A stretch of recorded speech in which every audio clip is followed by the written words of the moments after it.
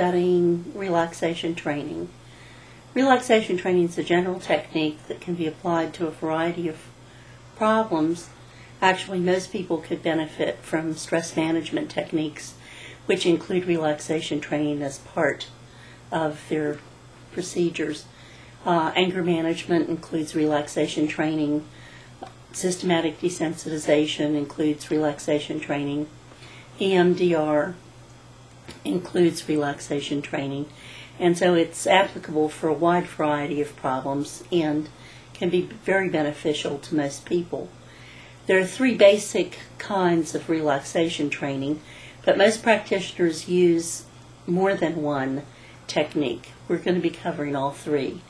First of all, progressive muscle relaxation was developed by Jacobson in the beginning of the 20th century and comes out of studies of neuromuscular relaxation, very similar to a good deal of the work that's done in physical therapy, and it overlapped with biofeedback, which was developed in the mid-1950s and became quite popular during the 60s and 70s.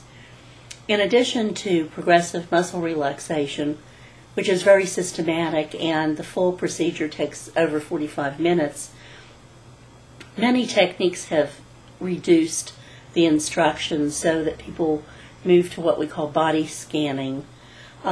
This is also similar to some of the work that people do in yoga, hatha yoga, in order to relax prior to assuming positions or asanas for meditation. A second form of relaxation training is deep breathing techniques.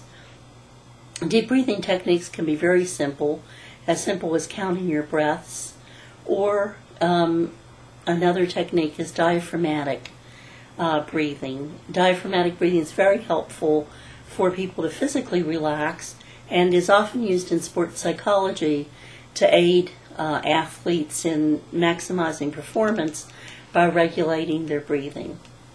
A third technique is imagery training. In imagery training, after the person is relaxed, they imagine a scene, or there are many textbooks that have pre-programmed scenes that allow the person to coordinate all five senses so that they can achieve a state of calm.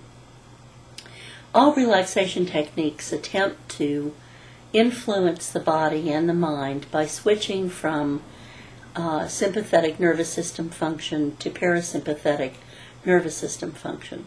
When we're in parasympathetic nervous system function, there are certain chemicals in the brain that are produced that help us calm and help us remain in a state of quiescence.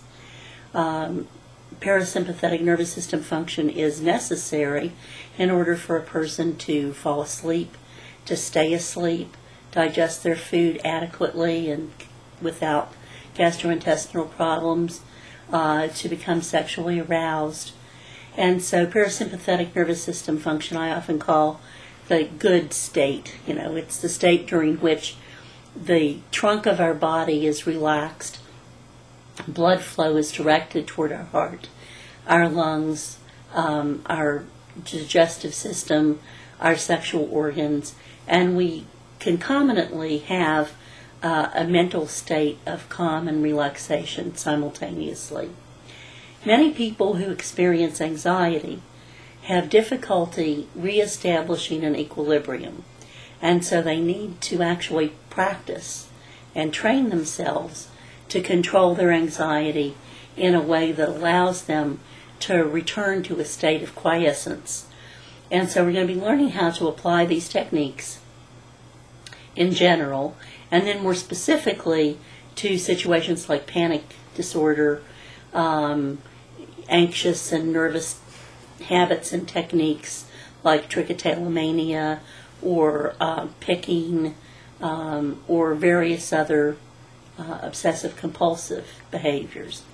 So we're going to go on to review a case that specifically utilizes these techniques.